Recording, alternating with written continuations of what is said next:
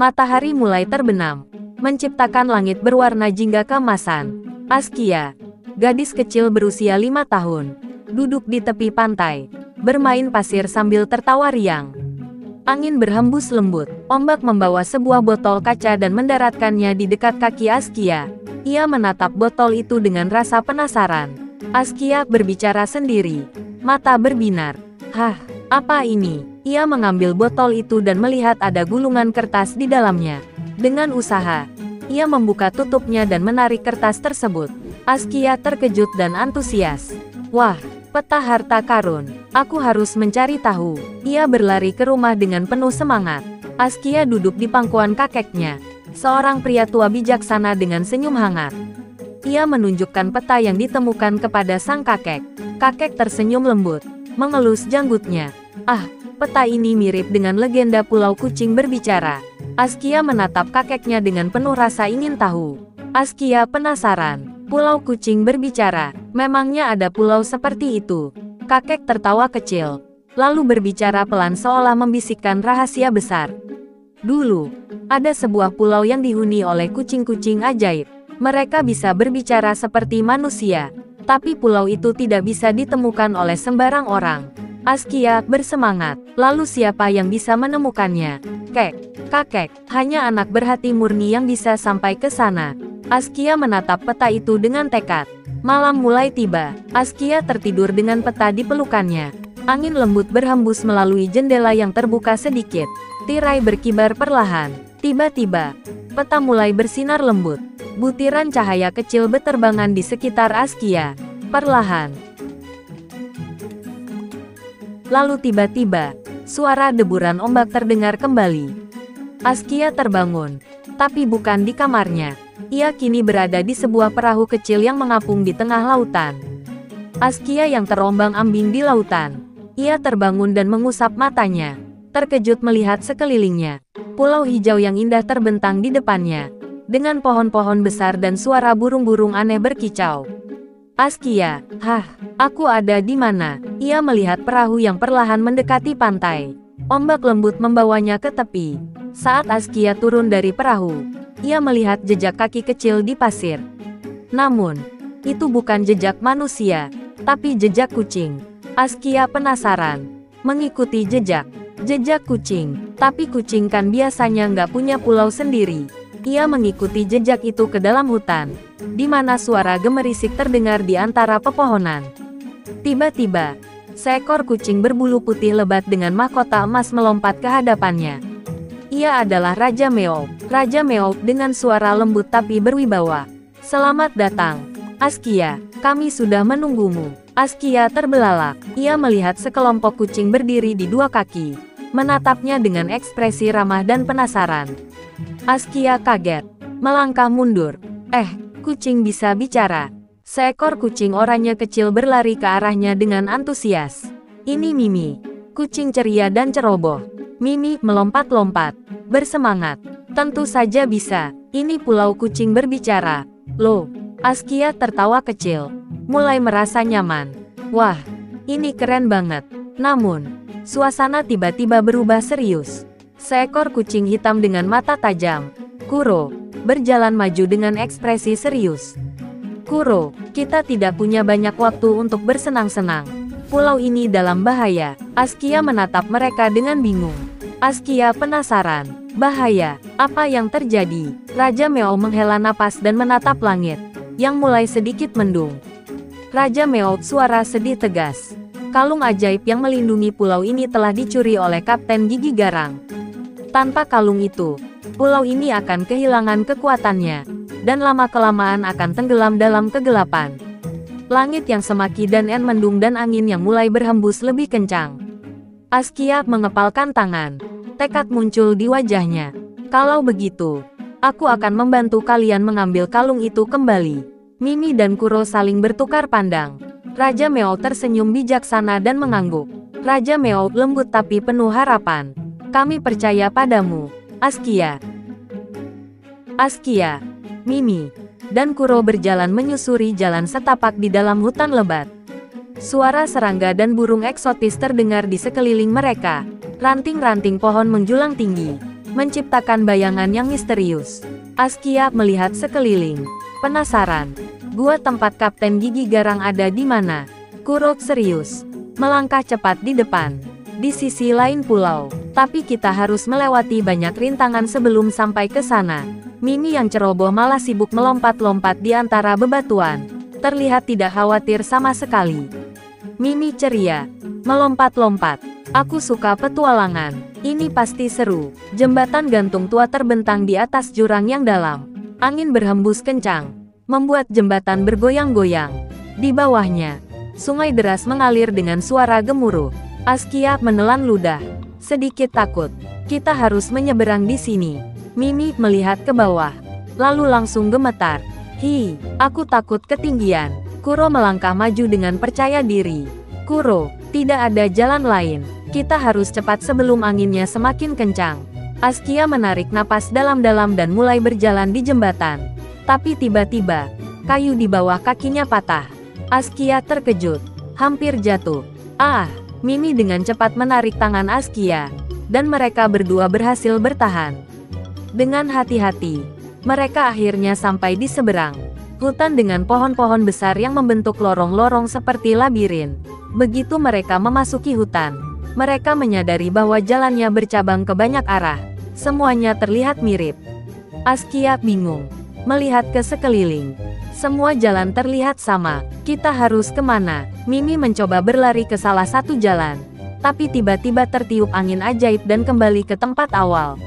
Mimi kaget, pusing. Aku kembali lagi. Kuro mengendus udara, lalu tersenyum tipis. Aku bisa mencium bau laut.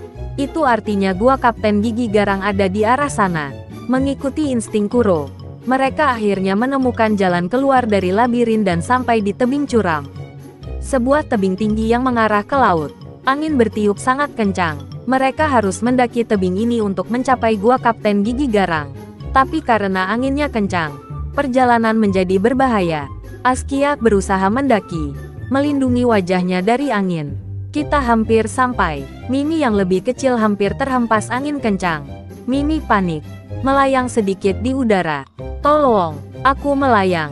Askia dengan cepat meraih ekor Mimi dan menariknya kembali ke tanah. Askia tersenyum lega. Kamu harus lebih hati-hati, Mimi. Mimi terharu, memeluk Askia.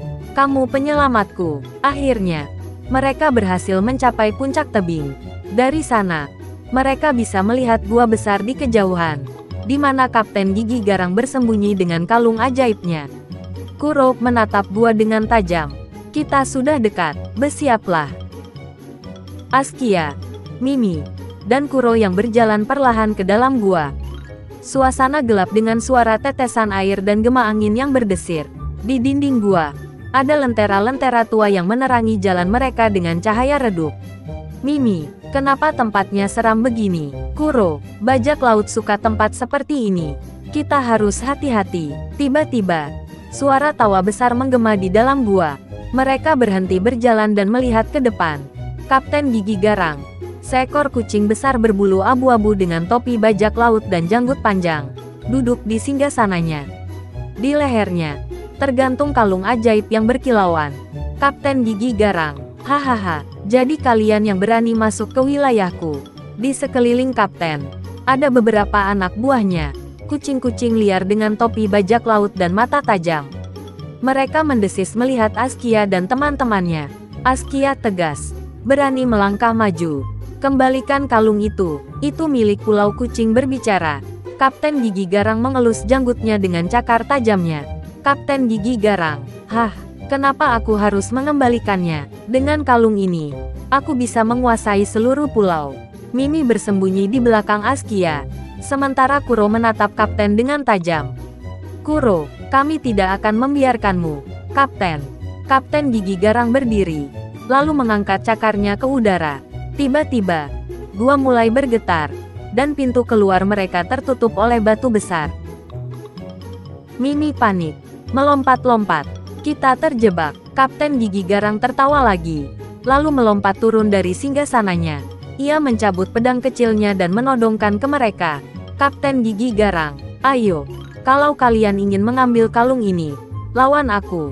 Askia menatap Kuro dan Mimi. Ia lalu melihat ke atas dan menyadari ada tali yang menggantung di langit-langit gua. Jika ia bisa memotongnya, sebuah jaring besar akan jatuh ke atas kapten. Askia berbisik ke teman-temannya. Kita butuh rencana. Mimi, kamu ganggu kapten. Kuro buat suara gaduh agar anak buahnya bingung. Mimi dan Kuro bersamaan mengangguk. Baik, Mimi mulai berlari-lari di sekitar kaki kapten, membuatnya kebingungan. Kuro melempar batu ke dinding gua, menciptakan suara keras yang membuat anak buah kapten panik. Kapten Gigi Garang, hentikan itu. Saat kapten sibuk, Askia melompat ke atas batu dan menarik tali dengan kuat. Dalam sekejap, jaring besar jatuh dari langit-langit dan menjerat kapten. Kapten Gigi Garang terkejut, menggeram marah. Apa? Tidak mungkin. Lepaskan aku. Kalung ajaib terlepas dari lehernya dan jatuh ke tanah. Askia dengan sigap mengambilnya. Askia tersenyum, menggenggam kalung erat. Kita berhasil. Anak buah kapten, melihat pemimpin mereka tertangkap, langsung kabur ketakutan. Gua mulai bergetar lagi. Tanda akan runtuh. Kuro menarik Askia. Kita harus keluar dari sini sekarang. Mereka bertiga berlari secepat mungkin menuju pintu keluar, yang kini mulai terbuka kembali. Batu-batu berjatuhan di sekitar mereka.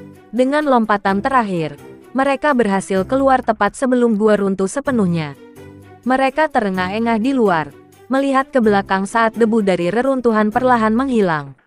Mimi melompat girang. Kita menang. Kalungnya kembali. Askia tersenyum lega, memegang kalung erat. Sekarang kita harus cepat mengembalikannya ke Raja Meo sebelum pulau ini semakin memburuk. Askia, Mimi, dan Kuro yang berlari menuju istana Raja Meo. Langit semakin mendung, dan angin bertiup kencang. Pohon-pohon mulai meranggas, dan pulau tampak semakin melemah. Mimi cemas, berlari sambil terengah-engah. Kita harus cepat, pulau ini seperti mulai sekarat. Kuro, kalung ajaib harus dikembalikan sebelum terlambat. Mereka akhirnya tiba di gerbang istana, yang kini terlihat kusam dan bergetar akibat kekuatan pulau yang melemah. Para kucing istana berkumpul dengan wajah cemas. Raja Meo melihat mereka dengan harapan. Suaranya lemah. Kalian berhasil. Askia mengangguk dan mengangkat kalung ajaib yang bersinar kembali. Askia, iya, ini kalungnya. Raja Meo melangkah maju, lalu mengambil kalung itu dan menggantungnya kembali di lehernya. Seketika, cahaya keemasan menyelimuti seluruh istana. Langit yang mendung perlahan kembali cerah. Angin yang kencang mereda, dan pulau yang tadinya melemah mulai hidup kembali. Semua kucing bersorak gembira, melompat-lompat dengan riang. Mimi berputar-putar kegirangan. Kita berhasil. Pulau ini selamat. Kuro tersenyum tipis, puas. Sudah kuduga kita bisa melakukannya. Raja Meo menatap Askia dengan bangga. Raja Meo lembut tapi penuh wibawa. Kamu telah menyelamatkan pulau ini, Askia.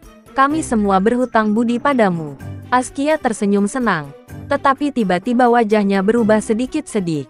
Askia, tapi, bagaimana aku bisa pulang? Tiba-tiba, cahaya kalung kembali bersinar, kali ini mengarah ke langit. Dari dalam cahaya itu, muncul sebuah portal berbentuk lingkaran berkilauan.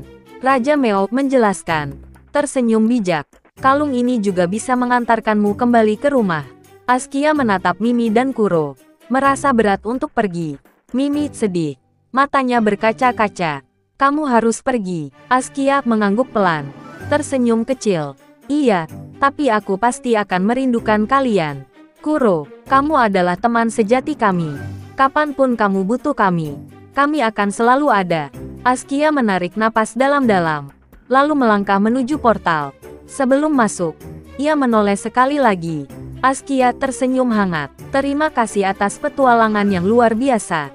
Ia melompat masuk ke dalam portal, dan dalam sekejap, portal itu menghilang bersama cahaya kalung. Askia terbangun di tempat tidurnya dengan mata terbelalak. Ia melihat sekeliling dan menyadari bahwa ia sudah kembali ke rumahnya. Matahari pagi menyinari kamarnya. Burung-burung berkicau di luar jendela. Askia bingung, mengusap matanya. Aku sudah di rumah. Ia melihat ke tangannya, yang kosong. Tidak ada kalung ajaib, tapi sesuatu di mejanya menarik perhatiannya. Sebuah bulu kucing berwarna emas tergeletak di sana. Askia tersenyum lebar. tahu bahwa semua yang ia alami bukan mimpi. Ia yang menatap keluar jendela dengan ekspresi bahagia dan penuh kenangan. Askia, sampai jumpa lagi, teman-teman.